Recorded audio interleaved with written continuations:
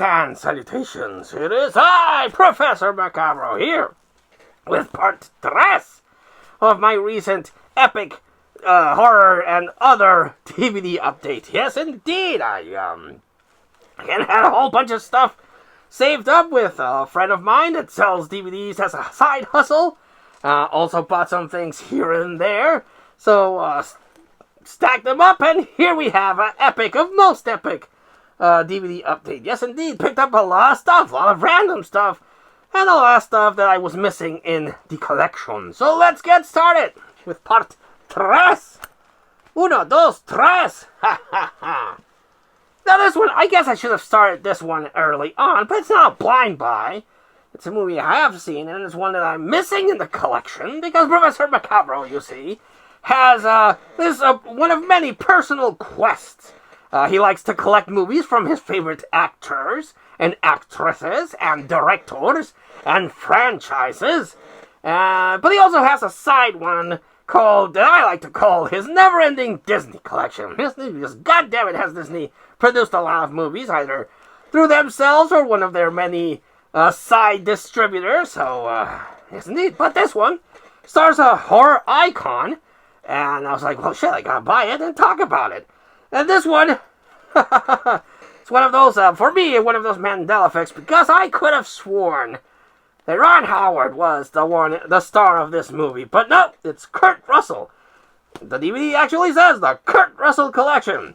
And that is the computer that wore tennis shoes. Again, could have sworn it was Ron Howard. But no, it is Kurt Russell, and this kid that gets, it's been a year since I've seen this one, but I think he gets electrocuted or something happens, and then he gets super smart, and he's like, again, that's why the computer that wore tennis shoes, he becomes a super genius, and he's like solving all these mysteries, and he's becoming super famous and arrogant, until eventually his intelligence starts waving in. And I remember, again, might be misremembering, but I remember that he's, they give him this big-ass diamond, and only he can calculate the proper point to smash it, and he smashes it, and it just breaks apart into dust. And I was like, that's funny. But, again, didn't have this one, and I've been hunting it for a while, and I finally found a copy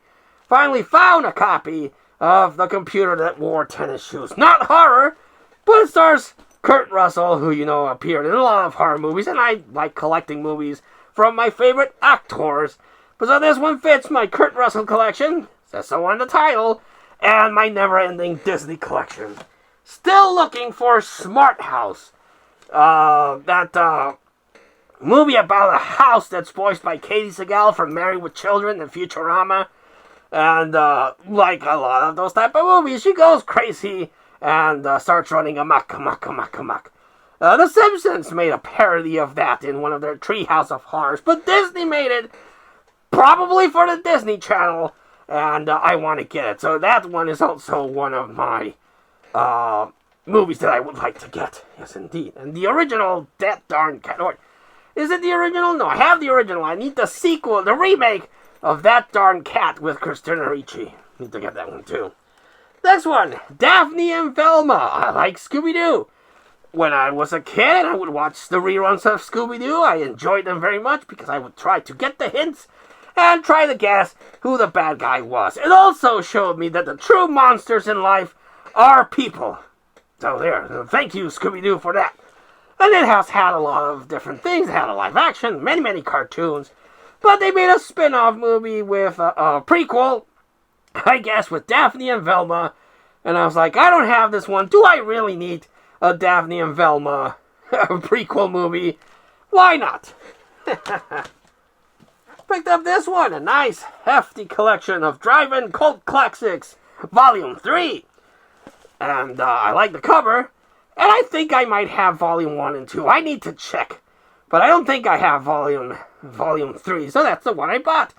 And these are very nice. The image quality, most of the time, is kind of shitty, not gonna lie. But you get these really random movies that you might not normally get. Unless you buy one of those 50 packs or 100 movie packs, you're probably gonna get repeats. But this thing has The Babysitter, not the Netflix one from 1969, giggity giggity. has Weekend with the Babysitter. Probably a sequel of 1971, The Pink Angels. I love the titles on this one. Blood Mania, Single Room Furnished. Van Nuys Boulevard, The Pom Pom Girls, and Malibu Beach. So, are they good? I don't know. Do I probably already own a couple of these on other collections? Probably. But why not? I like getting these compilations. And again, even though the image quality is kind of shit, I still enjoy watching them because of that charm that it looking like shit kind of gives those kind of movies. Then I picked up Smile, the first one. I thought this was okay. Has some really good moments. But Smile 2 is way better. I much enjoyed Smile 2 way more than Smile 1. If you ask me what's one of those sequels that is better than the original, Smile 2 is better than this one. But I do want to get Smile 2 eventually, and I came across this one cheap. So I was like, well, shit, I might as well. Even though I didn't quite like this one as much as Smile 2, I have to own the first one. And it has its moments. It's not bad. It's not a bad movie. But it feels like a proof of concept that they perfected with Smile 2. I hope they do a Smile 3 and build up on the batshit insane ending from 2. So, yes, indeed. Picked up Yummy. Yummy, yummy, yummy. I got something in my tummy, but this one has zombies here. Ooh, I know Echo talked about this one, but I don't know. Did they make an American remake of Yummy? I don't know if they did, but the plot's the same one that Echo mentioned. And the girl goes to her plastic surgery and zombies. So, Echo, if you're seeing this, let me know if there's a remake of this one, or if there's only the one foreign movie that you talk about, and if it's this one. Yes, indeed. So, yeah, Yummy. Bought it because of Echo.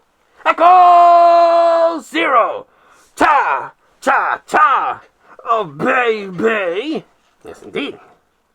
Picked up 30 Days of Night. Dark Days, the sequel to 30 Days of Night. Not with the same cast or the main actors, but it follows the plotline. 30 Days of Night is a comic book series that came out that made for an amazing movie where these people are stuck in the buttfuck of Antarctica or something. And for 30 days, nightfall happens and they're stuck in the darkness. So vampires come and have themselves a buffet. Yes, indeed. And they're not your sparkly vampires. They're your bloodthirsty pack of vampires, like savage animals that sometimes speak.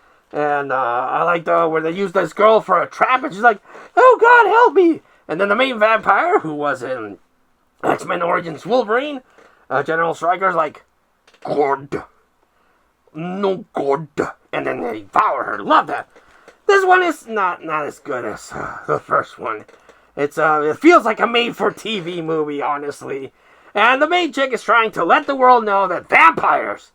But apparently these savage, animalistic vampires in this one have like a secret cult and are hunting her down, which seems too intelligent for the type of vampires we saw in 30 Days of Night. So it's kind of like the vampire Lestat, where Lestat is trying to reveal the secrets of vampires, and the vampire coven are like, no, you can't tell people we exist, you idiot. So they're trying to hunt her down. Yes, indeed. So not as good, but Now, these are particularly cool because of my good budget baller brother, Pat, from Half Cheetah Will View. He collects IFC movies, and his collection is very, very cool.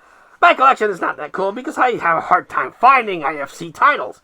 But I was able to find 2! So, the first IFC title is Alien Outpost, Mankind's Last Hope. It's a sci-fi horror movie, like Independence Day, or, Skyline, or Battlefield LA, I think it was, with Aaron Eckhart. But again, it's a IFC movie, and I was like, heck yeah, this will beef up my IFC collection. And the other one I have is one that I already own, but I own the Region 4 DVD of this. And here in the grand old country of Mexico, the DVD releases in Region 4 kind of suck ass because they don't have any special features. and they're horrible. Just nothing. They have nothing. But this one is this IFC Midnight, Los Ojos de Julia, or Julia's Eyes. Yes, indeed. And this one is about this chick that is going blind, but encounters weird things. Oh, a plot that I know has been overused. Hush! Used that one, but that one with a deaf lady, and I thought that was very good. Need to get a DVD copy of that. But I like The Eyes of Julia, and again, it's an IFC release, so I was like, I already own a Region 4, but this is IFC, so I might as well get it. And this one does have a few special features, but it has special features, so hurrah! Yes, indeed. But as far as this kind of movie goes, it's pretty good, but Hush! Hush is better. Yes, indeed. So, that was the epic part 3 of the DVD update. In this one, I have a little bit more to recommend. So, Los Ojos de Julia, or Julia's Eyes, is pretty good. It's one of those tired and true plots where someone loses their sight, loses their hearing, loses something, and they encounter a killer, they encounter a ghost, what have you, but it's done pretty good.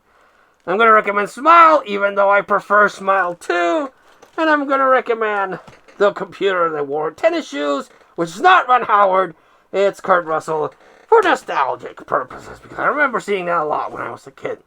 Have you seen any one of these movies? Would you agree that they're pretty good? Would you agree that they're garbage? I don't agree that they're garbage. I would question why you would say that they're garbage. But do you think they're garbage? Let us know in the comments down below. But until I see you all again next time for part 4, this has been Professor Macabro, thanking you out there, you wonderful person that's watching this video, and hopefully leaves a comment for that engagement in the algorithm. Thanking you, Professor Macabro, thanks you, and wishes you, like always, a good evening.